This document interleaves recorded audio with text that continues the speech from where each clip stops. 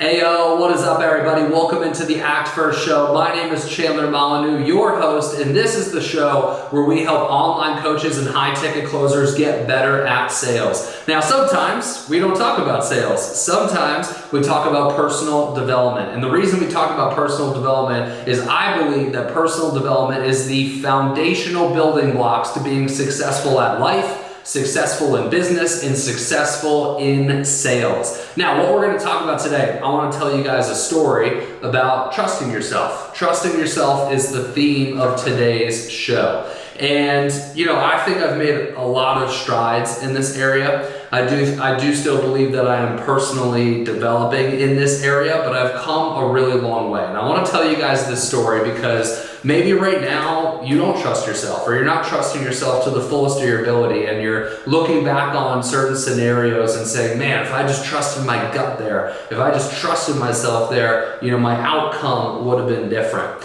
And I also want to say that it's very hard to trust your gut and to listen to your intuition nowadays because we have so much input, right? Where there are so many pieces of content, Instagram, TikTok, YouTube, podcasts. We are flooded and inundated with other people's input on how we should live our lives, what direction we should take our lives, and it's very hard to hear that internal voice. And I truly believe that that's why anxiety is through the roof right now. We have a lot of people who are depressed right now, and there is a lot of mental ailments, mental illness. I think a lot of it comes from all this external input and not enough internal input. Understanding what does our gut want us to do? What does our intuition tell us to do? What is our heart telling us to do? And yeah, let's get into the story. I think that's the problem, but let's go ahead and get into the story. As you guys already know, I always prepare for these videos. Preparation is the key to life. So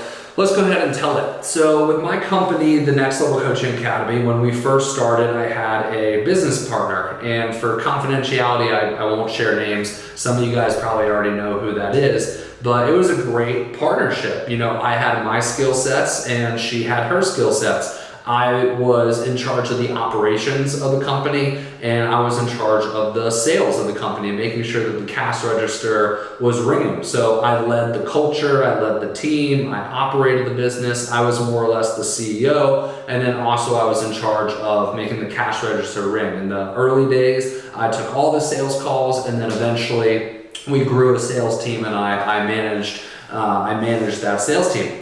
And her responsibility, she amassed a large following. So, I didn't have a large following. My skill set was more on ads, but I know the importance of having a following and having a brand. So we leveraged her following to, attach to the brand, right? To bring in additional leads, so to speak, people that really, trusted her but wanted to get in the coaching space. So that was our partnership. It was an 80-20 partnership. I was 80% owner, she was 20% owner.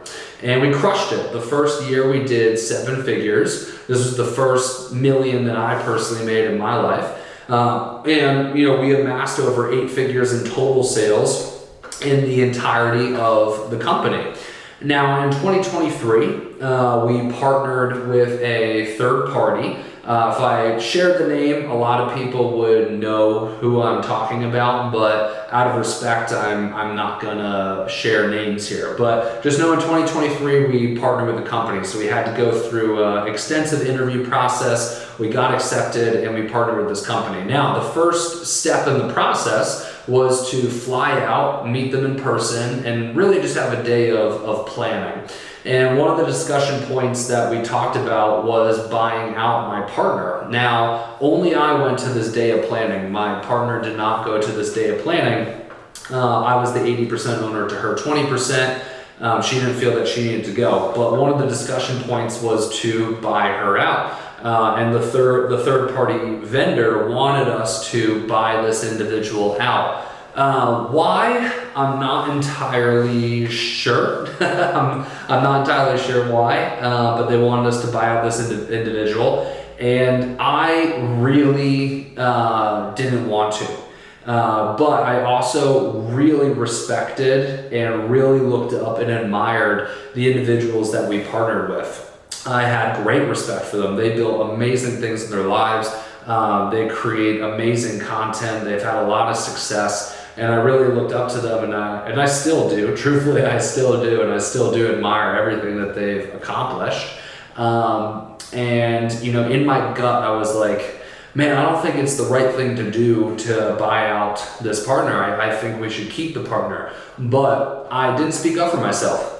I didn't share my 2 cents. I was weak, if I'm being truthful. I was weak, and I pretty much didn't have any leadership in that moment. And I don't want to say I let them dictate it, because they weren't trying to dictate it. Them dictating the situation was more of a result of my weakness than them trying to control my business. Because truthfully, they did ask me what my input was. They asked me, what do I think about this? And if I said, no, I don't want to do this, nothing would have happened. They would have continued to, coach us and advocate for us and guide us in the partnership. But my weakness, I didn't trust my gut. If they thought that this was the best decision, then I was going to go through with it. And I did. I came back from that trip and had a call with my partner, filled the partner in on what was happening, presented her with a few options, and we ended up buying out the partner.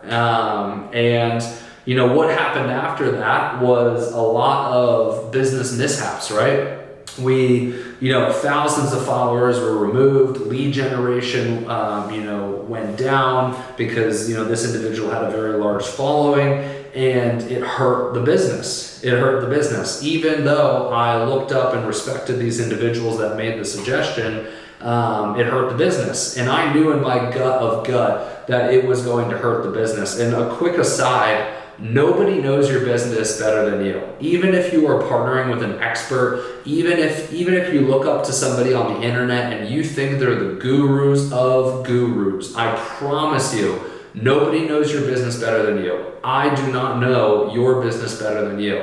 I knew my business better than these individuals, as I should, because up until that point, I operated that business for 4 fucking years. I knew the ins and outs of that business. I knew where the leads were coming from.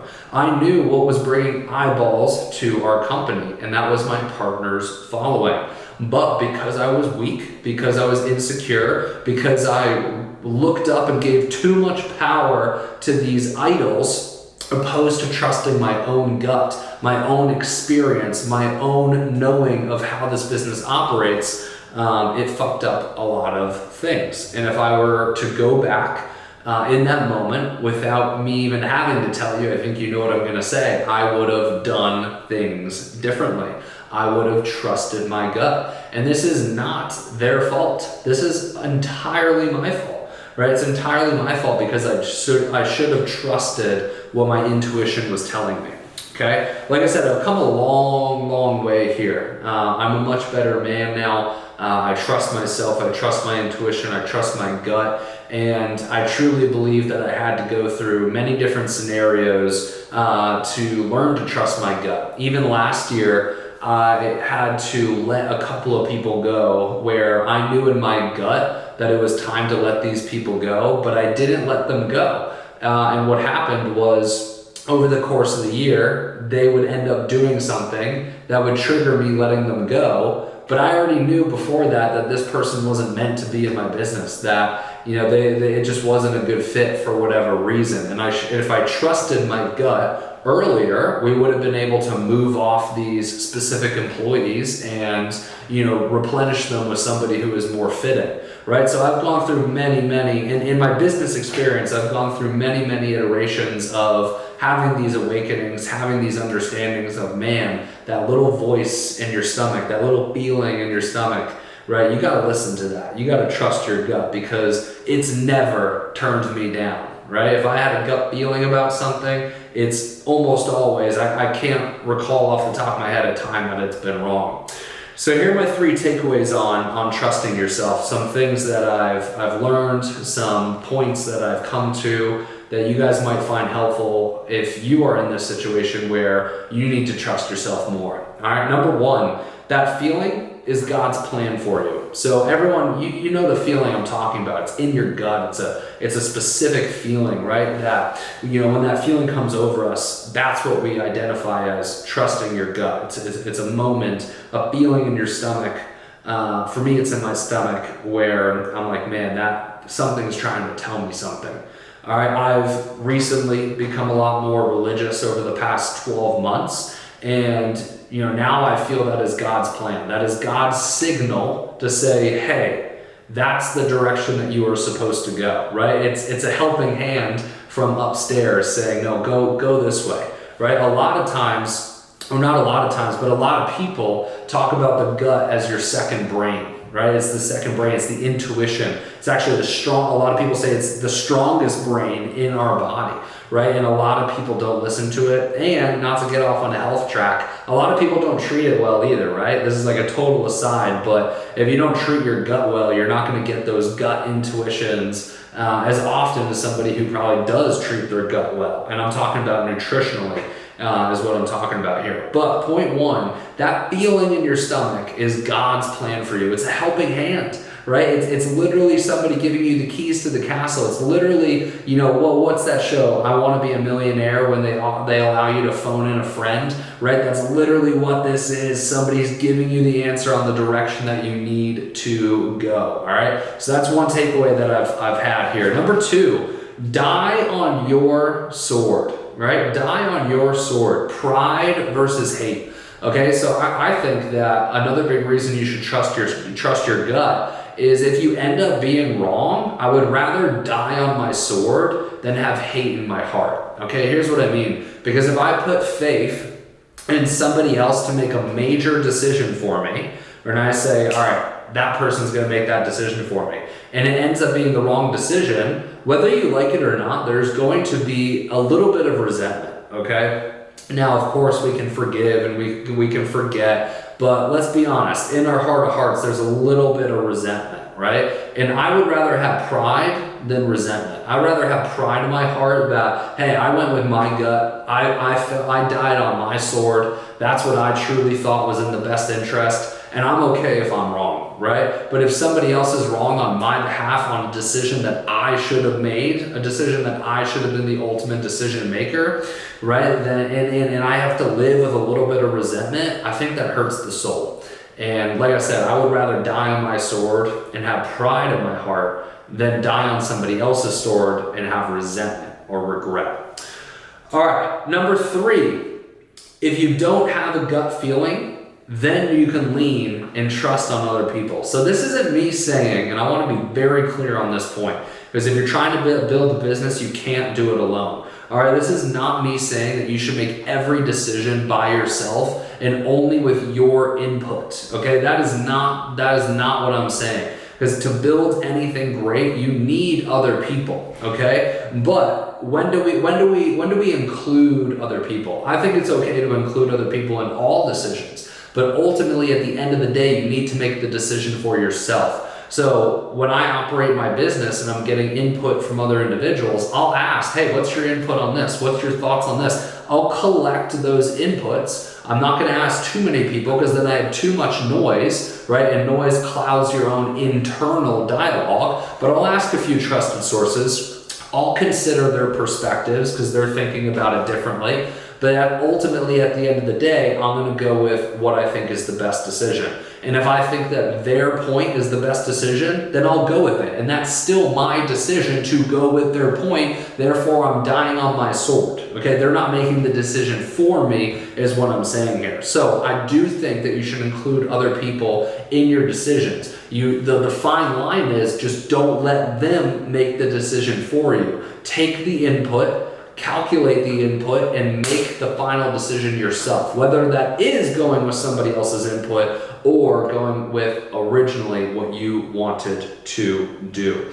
Now, I don't have this written down on here, but it popped up in my mind as we're having this conversation, as we're having this dialogue, is knowing the difference between your gut and your head, okay? You can feel it physically. If you're really connected to your body, you can feel when your gut is talking to you because it's more of a feeling versus when you're in your head, right? Because when you're only in your head, you don't feel a gut intuition at all, right? You almost feel in your head like it's this ping pong battle of back and forth, right? Of doubt and certainty, right? It feels more cloudy, it feels more questionable. But when it's in your gut, there's a lot of conviction, right? There's a lot of certainty, right? And we have to be sure, is this my head speaking to me or is this my gut speaking to me?